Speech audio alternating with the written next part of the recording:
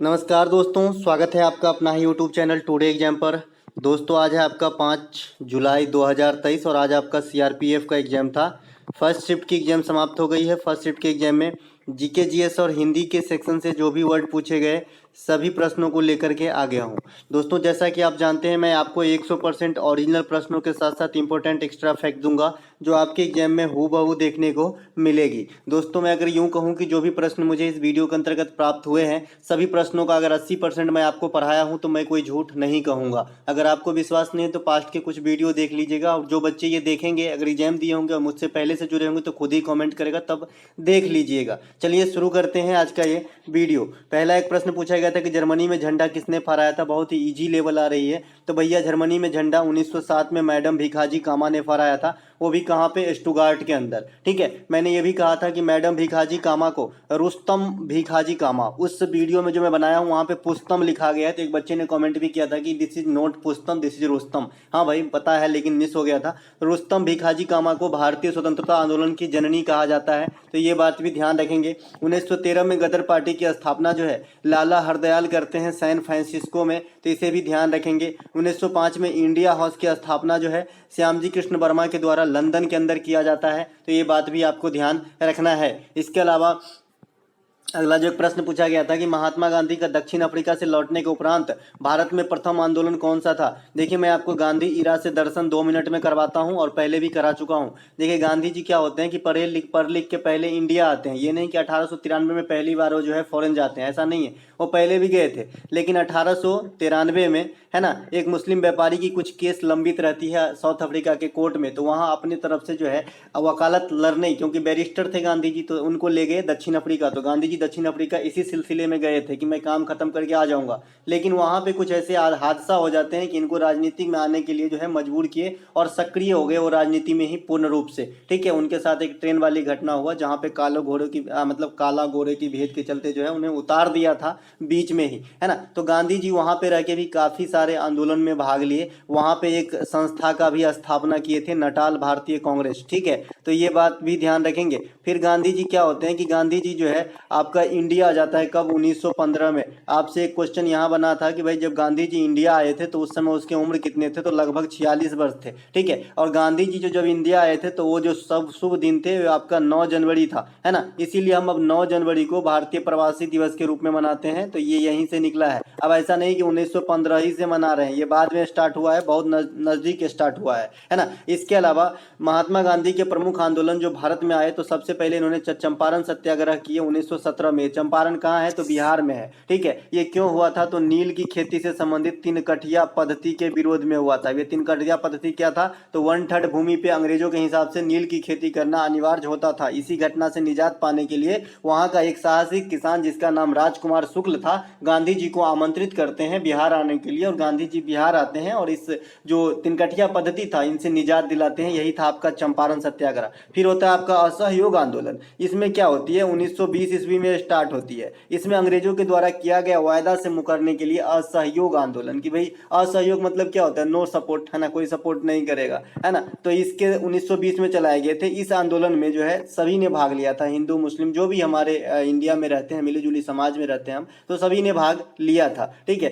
असहयोग आंदोलन को बंद करना पड़ा था 1922 में। चौरा चौरी हत्याकांड नामक एक छोटी सी घटना होती है जिसमें कई सारे अंग्रेज मर जाते हैं, है ना, तो इसके लिए इसे बंद करना पड़ता है। जब ये बंद होता है तो कांग्रेस के कई सारे नेता जो हैं इस बात से क्षुब्ध हो जाते हैं, यानी खफा हो जाते हैं और अपनी अलग अलग पार्टी बनाना शुरू करते हैं। जैसे मोतीलाल नेहरू और चित्तरंजन दास ने स्वराज दल का जो गठन किया है इसी असहयोग आंदोलन को बंद होने के उपरांत किए थे। तो 1923 लिखता है, लेकिन ये सिलसिला 22 में ही शुरू हो गई थी। ठीक है, फिर HRA वगैरह, हसरा वगैरह की स्थापना हुई, यानी मतलब मतलब बहुत सारे नेता यही नहीं चाहते थे कि ये बंद हो, लेकिन गांधी जी ने बंद कर दिए, है ना। इसके अलावा गांधी जी का जो अगला आंदोलन हुआ ये आपका दांडी मार्च हुआ। दांडी मार्च कब हुआ भैया, 12 मार्च 1930 ईस्वी को हुआ आपका दांडी मार्च, है ना, दांडी मार्च। इसके अलावा आपका खेरा आंदोलन तो 1918 में ही हो गया, एक बीच में छूट गया था, ये बात भी ध्यान रखेंगे। खेरा आंदोलन भी किए थे 1918 गुजरात के खेरा में। इसके अलावा भारत छोड़ो आंदोलन 1942 में होता है गांधी जी का, है ना। तो ये सब गांधी जी से संबंधित कुछ आंदोलन है इंडिया के अंदर, जरूर ध्यान रखें, आपके कहीं ना कहीं काम आएगा।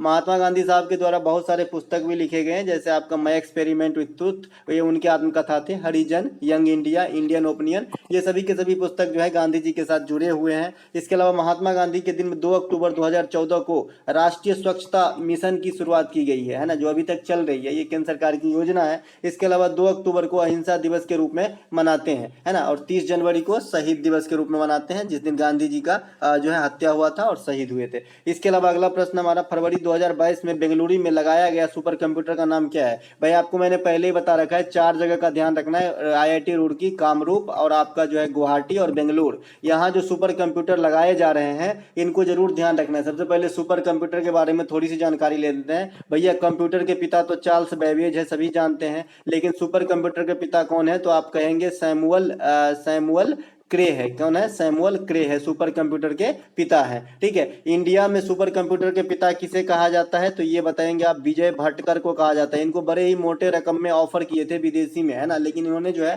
मतलब ठुकराया था एक बार, इसीलिए काफी फेमस हुआ है और काफी सारे आइडिया यहाँ मतलब विजय भटकर साहब से विदेशी भी लिए हैं। ठीक है, विजय भटकर जो है इंडिया में सुपर कंप्यूटर के पिता है। इंडिया में जो सुपर कंप्यूटर की देखरेख करती है ये आपका सीडेक नामक संस्था है, जो पुणे के अंदर स्थित है। तो यही जो है सुपर कंप्यूटर की रखरखाव या देखरेख से संबंधित जो है संस्था है। ठीक है, तो ये बात भी ध्यान रखिए।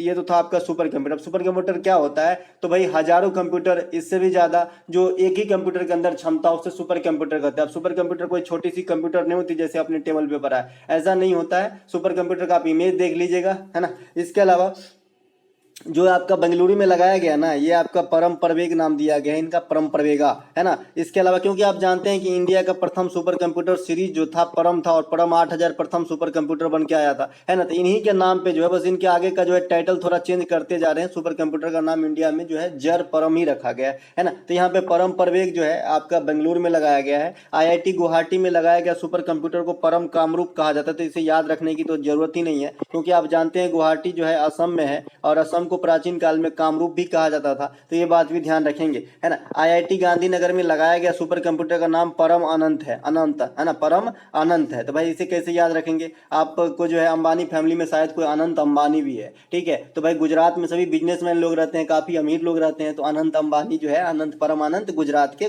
मतलब गांधीनगर के IIT में लगाए गए। तो आप ऐसे जो है फनी में याद कर सकते हैं। IIT रुड़की में लगाया गया सुपर कंप्यूटर परम गंगा है। क्या है? परम गंगा है। भाई गंगा का उद्गम उत्तराखंड से होता है ना। तो IIT रुड़की में जो है परम गंगा को लगा दिए, सिंपल सी बात है, आराम से याद हो जाएगा जी, है ना। इसके अलावा भारत में सुपर कंप्यूटर की देखरेख सीडेक संस्था करती है, बता ही दिए। प्रथम परम 8000 थे, बता ही दिए, है ना। तो चलते हैं आगे। अगला हमारा प्रश्न जो है, पद्मा सुब्रमण्यम का संबंध किस नृत्य से है? भाई पद्मा सुब्रमण्यम आपसे पूछा है, भाई ये मैंने एक ही सांस में बताना है आपको। पद्मा सुब्रमण्यम, टी बाला सरस्वती, रुक्मिणी देवी अरुंडेल, यामिनी कृष्णमूर्ति और एक सोनल मानसिंह। इतने आदमी को तो नाम आपको ध्यान रखना ही रखना है भरतनाट्यम से, क्योंकि ये सब जो है फेमस कैरेक्टर हैं भरतनाट्यम के। ठीक है, और एक और याद रखिएगा, नर्तकी नटराज, है ना, नर्तकी नटराज भी भरतनाट्यम के ही हैं, है ना। तो इन्हें भी ध्यान रखेंगे। इसके अलावा एक सेकंड, जो आपका पद्मा सुब्रमण्यम है ये आपका किससे है? भरतनाट्यम शास्त्रीय नृत्य से। नर्तकी नटराज भी बताया मैंने, और यामिनी कृष्णमूर्ति, सोनल मानसिंह, टी बाला सरस्वती, रुक्मिणी देवी अरुंडेल, ये सभी के सभी जो है भरतनाट्यम से संबंधित है। जिसमें आपको सोनल मानसिंह पे जो है स्टार लगाना है। ये क्या है? भरतनाट्यम के साथ साथ जो है आपके क्या कर लेते हैं, ओडिसी भी कर लेते हैं, तो इसे भी ध्यान रखेंगे। भरतनाट्यम सभी शास्त्रीय नृत्यों में सबसे पुरानी नृत्य है, तो ये भी ध्यान रखेंगे। शास्त्रीय नृत्य कितने वर्तमान में? 8 है। 6 को जो है अर्थशास्त्रीय नृत्य का दर्जा दिया गया है ना। तो कोई बच्चे 9 नहीं समझे, अभी 8 ही है। सितारा देवी का संबंध कथक से। कथक कहाँ का नृत्य है? उत्तर भारत से। इसके फेमस कैरेक्टर कौन है? जो है बिरजू महाराज, बिरजू महाराज, और भी जो भी महाराज सरनेम है ये आपका कथक से हो जाएंगे। कलावती देवी का संबंध किससे है? और चारू माथुर का संबंध किससे है? तो यह झावेरी बहन का संबंध किससे है? तो ये तीनों के तीनों जो है मणिपुरी नृत्य से संबंधित है। एक सेकेंड, कोई दरवाजा। ठीक है, मैंने आपको बता रखा है कुछ क्लू सरनेम वाली, जिससे आप पकड़ में आ जाती है। भैया झावेरी बहन जो है मणिपुरी के साथ जाते हैं, महाराज सरनेम जो है कथक के साथ जाते हैं, रेड्डी फैमिली जो है कुचिपुड़ी के साथ जाते हैं, सिंह सरनेम जो है ये भी आप कहाँ आ जाते हैं? तो मणिपुरी वाले में आ जाते हैं। महापात्रा सरनेम है, ये आप कहाँ चले जाएंगे? तो ये आप उड़ीसा चले जाएंगे, यानी ओडिसी वाले नृत्य से इन्हें जोड़ेंगे। तो ये सब ध्यान रखेंगे तभी ना काम बनेगा। लूनी नदी किस क्षेत्र में जो है नदी है? किस क्षेत्र की नदी है? मैंने देखिए आपको बताया है है, बनास नदी, ये लूनी नदी, ये सब एक ही क्षेत्र में लगभग लगभग आ जाते हैं। ये जो है राजस्थान की एरिया से निकलने वाली नदियां हैं। आपकी लूनी नदी है ना, ये कहाँ पे जाके गुप्त मतलब विलुप्त हो जाते हैं, गायब हो जाते हैं। तो ये आपके कक्ष में जाके गायब हो जाते हैं। ये कक्ष को कुछ इस प्रकार से लिखिए, जो गुजरात में ना कक्ष के रन उसकी बात हो रही है। कक्ष मतलब सेल हो जाएगा, ये नहीं भैया, कक्ष है ना, कक्ष ये वाला 6 वाला है ना। तो ये कक्ष के रन में जो है विलुप्त हो जाते हैं, इसे भी ध्यान रखेंगे। इसके अलावा जो जानने की इच्छा रखता है, नदी प्रणाली इंडिया में थोड़ी सी समझ लीजिए। गंगा सबसे बड़ी नदी है, लेकिन अगर ये वाला पे नजरअंदाज कर दिया जाए कि कहाँ से निकलता है, तो सबसे बड़ा नदी जो है ब्रह्मपुत्र हो जाएगा। ठीक है, ब्रह्मपुत्र इंडिया के ओरिजिन नहीं होती है, इसीलिए जो है ये इंडिया की सबसे लंबी नदी नहीं है। ओरिजिन आपके इसके तिब्बत से होते हैं, लेकिन लंबाई में गंगा से ज्यादा है आपका कौन, ब्रह्मपुत्र। ठीक है, तो ये बात भी ध्यान रखेंगे। इसके अलावा जो जानने की इच्छा रखता है उसे क्या कहते हैं भाई, जिज्ञासु कहते हैं, जिज्ञासी कहते हैं ना। जो जन्म न लिया हो पूछा जाता है तो अजन्मा है ना, और जो न मरे अमर है ना, है ना। इसके अलावा जो उपकार न माने, जैसे कोई किसी का काम भी निकाल दे और भाई उपकार भी न माने, अरे तुमने मेरे लिए क्या ही किया है, तो इसे बोलते हैं कृतघ्न। क्या बोलते हैं, कृतघ्न है ना। इसके अलावा टेरिकोटा, टेरिकोटा के जो ईंट होते थे हड़प्पा सभ्यता में कहाँ पाए गए हैं, भारतीय साइट में। ऐसा पूछा गया था क्वेश्चन। आप लोग बताइएगा कि इस क्वेश्चन का ओरिजिनल लैंग्वेज क्या था। फिलहाल मैं आपको बता दूं, टेराकोटा जो होता था मिट्टी के पकाए हुए चीज होते थे। ठीक है, तो टेराकोटा मतलब पकी हुई बात हो रही होगी, तो ये आपके बनवाली में पाए गए थे।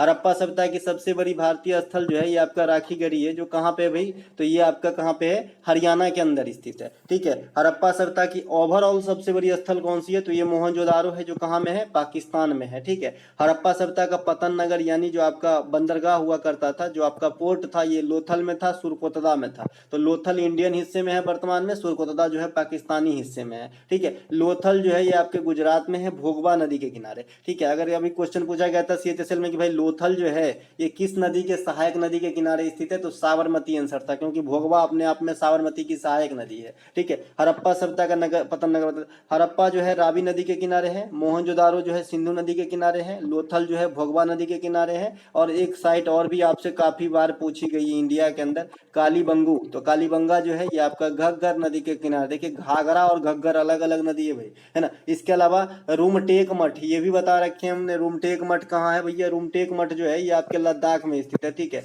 रूमटेक मठ कहाँ है, लद्दाख में स्थित है। तवांग मठ अरुणाचल प्रदेश में स्थित है। ठीक है, तवांग मठ अरुणाचल प्रदेश में स्थित है। केसरिया बौद्ध स्तूप ये कहाँ पे है, तो ये आपके बिहार में है। और सांची का बौद्ध स्तूप कहाँ पे है, तो ये आपका एमपी मध्य प्रदेश के अंतर है, जिसे कौन बनवाए थे, अशोक ने बनवाए थे। और ये जो केसरिया बौद्ध स्तूप है ना, ये ऐसा माना जाता है कि ये सबसे बड़ा बौद्ध स्तूप है दुनिया का। ठीक है, तो ये बात भी ध्यान रखना है आपको। इसके अलावा धमेक है ना, धमेक कहाँ पे है, धमेक, तो धमेक भैया कहाँ पे, बनारस है ना, उत्तर प्रदेश। तो ये बात भी ध्यान रखेंगे।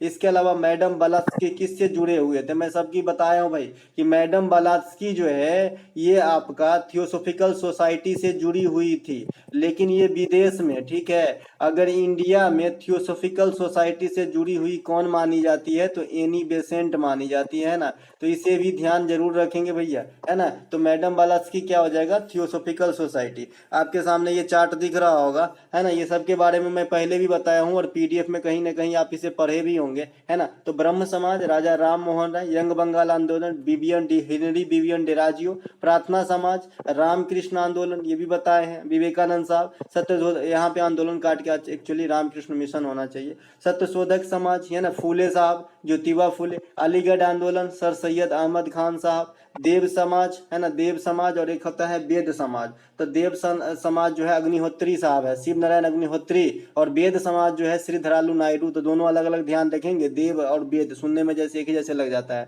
आर्य समाज ये आपका दयानंद सरस्वती साहब, जिसका मूल नाम मूल शंकर थे। ठीक है, ये इसके अलावा थियोसोफिकल आंदोलन, तो अभी अभी आपने देखा मैडम ब्लास्की और कर्नल अलकाट, विदेशी स्तर पे, इंडियन स्तर पे एनी बेसेंट, और इंडिया में अपना मुख्यालय कहाँ खोला था, अड्यार में। ठीक है, तो ये बात भी ध्यान रखेंगे। तो ये जो थियोसोफिकल सोसाइटी थे ना, तो इंडिया में अपना मुख्यालय कहीं ना कहीं बनाएगा ना भाई, चुनावी पार्टी का एक मुख्यालय होता है ना, ऑफिस, है ना, तो ये भी बनाए थे, तो अड्यार में। ठीक है, इसके अलावा दुख के पर्यायवाची शब्द क्या है, तो व्यथा हो जाएगा, कलेश हो जाएगा, पीड़ा हो जाएगा, दुख का जो भी मतलब चिंता का सबब हो, दुख है भाई, है ना। इसके अलावा केसरिया बौद्ध स्तूप कहाँ स्थित है, देखिए अलग से भी पूछा गया है, मैंने देखिए एक्स्ट्रा फैक्ट में पीछे रखा है, तो यही आपको फायदा होगा मेरे से जुड़े रहने का। केसरिया तटैया बौद्ध स्तूप का जो है ये बिहार में है और माना जाता है कि सबसे बड़ा बौद्ध स्तूप है, इसीलिए मैंने इसका एक्स्ट्रा फैक्ट नहीं लिखा। उत्तर पूर्वी मानसून सर्दी में किस क्षेत्र में होती है, मतलब उत्तर पूर्वी मानसून सर्दियों के महीना में भारत के किस प्रदेश या क्षेत्र में आते हैं, है ना। तो तमिलनाडु में आ जाएगा, केरला में आ जाएगा, तटीय आंध्र प्रदेश में आ जाएगा, इन सब पार्ट में जो है आपको देखने को मिलेगा। कर्नाटक में भी आ जाएगा थोड़ी बहुत, है ना। कर्नाटक देखिएगा ऑप्शन में कर्नाटक होगा तो वो भी आंसर हो सकता है, ठीक है। इसके अलावा भारत में अधिकांश वर्षा कहाँ होता है भाई, दक्षिण पश्चिम मानसून में होता है। मैंने बता रखा है दक्षिण पश्चिम मानसून में जो है अधिकांश वर्षा होता है इंडिया के अंदर। इंडिया के अंदर वर्षा के दो स्रोत हैं, एक तो आपके अरब सागर है, एक आपका बंगाल का खाड़ी है। अरब सागर से 60% वर्षा होती है लगभग, बंगाल की खाड़ी से 40% वर्षा होती है लगभग, तो ये बात भी आपको ध्यान रखेंगे। और अरब सागर और बंगाल की खाड़ी दोनों किसके पार्ट है, तो हिंद महासागर के पार्ट है ना। प्रशांत महासागर सबसे बड़ी महासागर है, मरियाना ट्रेंच उसके अंदर सबसे जो है आपका गहराई वाला स्थल है, जिसमें चैलेंजर गर्त सबसे टॉप पिक है गहराई वाला, है ना। तो ये सभी बातें ध्यान रखेंगे। इसके अलावा आम्र वर्षा कहाँ होती है भैया, केरल के अंदर होती है, ये मैंगो सावर इसे कहा जाता है, और ये प्रे मानसून वर्षा है, मानसून से पहले की वर्षा है। अभी जैसे मानसून जो है अपने तूफान पे है, मतलब उफान पे है भैया, है ना, टॉप पे है। अधिकांश वर्षा कहाँ होती है, मेघालय के मासीन राम में होती है, क्योंकि यहाँ पे कारण है गारो खासू जयंतिया 3 पर्वत होती है, ये कारण से जो है अधिक वर्षा कराती है मेघालय के अंदर, ठीक है। इसके अलावा मानव शरीर में वृद्धि या कोशिकाओं की मरम्मत की या फिर ऊर्जा की प्राप्ति के लिए किसकी प्राप्ति होती है, इस प्रकार से आपसे क्वेश्चन पूछा गया है। यहाँ पे विवाद उत्पन्न ये कर रहा है कि ऊर्जा की प्राप्ति, ठीक है। ये मुझे नहीं लगता है कि इसकी लैंग्वेज 100% सही है जैसे बताया गया है, क्योंकि ये ऊर्जा जो है विरोधाभास पैदा कर रहा है इस क्वेश्चन में अपने आप में, ठीक है। तो भाई कोशिका की वृद्धि भी करना है, ऊर्जा भी प्राप्ति करना है ना। तो ये थोड़ी सी विरोधाभास हो रहा है यहाँ पे। फिलहाल मैं इसके आंसर प्रोटीन लगा रहा हूँ, आप लोग बताइएगा कि ये क्वेश्चन क्या था और इसकी लैंग्वेज क्या थे, क्योंकि जहाँ तक मुझे मेरी नॉलेज है कि भैया बहुत सारे ऐसे चीज हैं कि शरीर में अलग अलग काम करने का काम है। जैसे प्रोटीन जो है ये बॉडी बिल्डर का काम करता है ना, बॉडी बिल्डर करने का काम करता है इंटरनली रूप से, ठीक है। प्रोटीन को पचाने वाला एंजाइम जो है पेप्सिन और रेनिन है। जैसे आपको कोई बोलता है कि भाई विटामिन की कमी है, तो इसका मतलब ये नहीं कि आपके शरीर में ऊर्जा की कमी है, ठीक है, क्योंकि विटामिन ऊर्जा तो देता ही नहीं है। जल भी ऊर्जा नहीं देता है, फिर भी गाँव घर में लोग कहते हैं अब पानी पिया, अब जाकर कुछ सांस आई। भैया ऐसा नहीं है ना। इंटरनल जो प्रोसेस हो रहे थे ना, उसमें जो है जल की कमी हो गई थी, जब आप पानी पिए तो सब प्रोसेस एक्टिव होने लगा, इससे आपको जो है राहत फील होता है, ना कि आपको ऊर्जा मिला है, ठीक है। तो जल भी ऐसे ही है, विटामिन भी ऐसे ही, सबसे कोई ऊर्जा नहीं मिलता है, ठीक है। ऊर्जा जो मिलता है हमें ये आपका कार्बोहाइड्रेट और वसा से मिलता है एनर्जी बेसिकली आपके शरीर के अंदर है, ठीक है। तो प्रोटीन को बॉडी बिल्डर कहा जाता है। प्रोटीन पचाने वाला एंजाइम पेप्सिन और रेनिन है। देखिए मैंने ये भी बताया कि पेप्सिन पूर्णतः नहीं पचाता है, खंडन करता है। क्रेशर वाली एग्जांपल देखिए बताया था कि किस प्रकार से क्रेशर में बड़े बड़े पत्थर को छोटे छोटे पत्थर में तोड़ा जाता है। उसी प्रकार से जो प्रोटीन आता है वो जटिल कार्बनिक यौगिक है, उसे तोड़ के पेप्टोन्स में बदल जाता है, जो सरल थोड़ा सा सरल हो जाता है, लोअर लेवल का हो जाता है। इसके अलावा मानव शरीर में सबसे अधिक ऊर्जा जो है आपका मिलेगा वसा से। 1 ग्राम को अगर दाह होगा ना तो 9.2 कैलोरी के समथिंग मिलेगा, और कार्बोहाइड्रेट से 4.2 कैलोरी के समथिंग मिलता है ना। तो बताइएगा कि ये क्वेश्चन की लैंग्वेज क्या थे। फिलहाल जो नॉलेज दिया उसे जरूर ध्यान रखें। इसके अलावा 17वीं सदी से लेकर 18वीं सदी के बीच में किसने जो है 25% तक टैक्स कर दिया था, मतलब 1/4। तो भैया ये मुगल वंश के शासक में किए थे, आई थिंक औरंगजेब ने किए थे। बताइएगा कि मुगल वंश के पार्टिकुलर नाम था क्या या फिर वंश के नाम थे, है ना। इसके अलावा 1592 तक देखिए मुगल से एक और क्वेश्चन आया कि 1592 में उड़ीसा को अपने अधीन जो है कौन से मनसबदार ने कर लिया था। तो भाई ये राजा मान सिंह थे, राजा मान सिंह, है ना। दहसाला बंदोबस्त टोडरमल, है ना। इसके अलावा जो आपका जीवन प्रत्याशा से एक क्वेश्चन आया था, लेकिन ये क्वेश्चन क्लियर नहीं है कि क्या पूछा गया था। भाई जीवन प्रत्याशा है ना, आंका जाता है कि भाई कितने वर्ष की उम्र होती है। जापान वगैरह में जीवन प्रत्याशा ज्यादा है, हमारा कम है जापान सबसे जीवन प्रत्याशा। आई थिंक हमारा 67 वर्ष है इंडिया में, है ना। तो बताइएगा कि इससे क्या क्वेश्चन आया था, करंट को रिलेट करके आया था या फिर पुरानी फॉर्म में पूछे गए थे। गोपुत्र में कौन सा समास है ये आपसे पूछा गया था, तो ये तत्पुरुष समास होगा। देखिए तत्पुरुष समास पहचानने की क्या तरीके हैं, जिसके उत्तर पद प्रधान हो यानी अंतिम पद प्रधान हो। तो गोपुत्र, अब एक तरफ गाय को रखिए और एक तरफ पुत्र को रखिए, तो दोनों में से कौन से आपको जो है ज्यादा प्रधान वाला अच्छे शब्द लग रहे हैं, तो आपको पुत्र जो ज्यादा भारी भरकम शब्द लग रहा है ना। जैसे राजपुत्र, राजा का पुत्र, तो ये दूसरे चले जाएंगे क्योंकि ये दोनों के दोनों प्रधान लग रहे हैं, लेकिन गोपुत्र में गोपुत्र प्रधान है इसीलिए तत्पुरुष हो जाएंगे, ठीक है। तो इस प्रकार से आपको जो है ध्यान रखना है। तो ये सब क्वेश्चन कुछ पूछे गए थे आज के सीआरपीएफ के एग्जाम में, तो ध्यान मतलब मिलेंगे हम अगले वीडियो में। तब तक के लिए जय हिंद। इसके बाद जो हम सीरीज चल रही है हमारी, है ना, सीरीज जो चल रही है CGL, CHSL और आपका MTS और आपका HCM, या फिर यूं कहे कि जो भी एग्जाम हाल फिलहाल में होंगे TCS वगैरह, या फिर कोई भी एग्जाम TCS करवाएंगे कोई भी एग्जाम, तो उनके लिए जो एक प्रैक्टिस सेट की वीडियो रोजाना चलती है, आज से अभी से 1-2 घंटे के बाद आपको आ जाएंगे, क्योंकि कल से बहुत सारे बच्चे कमेंट किए हैं कि शाम के समय न देके आप इसे दोपहर के समय प्रोवाइड कराएं। तो आज हमें दोपहर के टाइम में ही समय मिलेगा, तो आज मैं दोपहर में ही ये वीडियो लेकर के आऊंगा। तो सभी लोग ईगरली जो है मतलब करेंगे वॉच, क्योंकि भैया बहुत सारे चीज मैं उसमें जो है दे रहा हूँ आप लोगों को, आप लोगों के फायदे की चीज है, कोई टाइम पास नहीं है। क्योंकि अगर 1 घंटे की वीडियो है, यकीन मानिए वो 7 घंटे में जो है आपको कोई बड़े बड़े आदमी नहीं करा के देगा। ठीक है, तो मिलेंगे हम उसी वीडियो में, तब तक के लिए जय हिंद।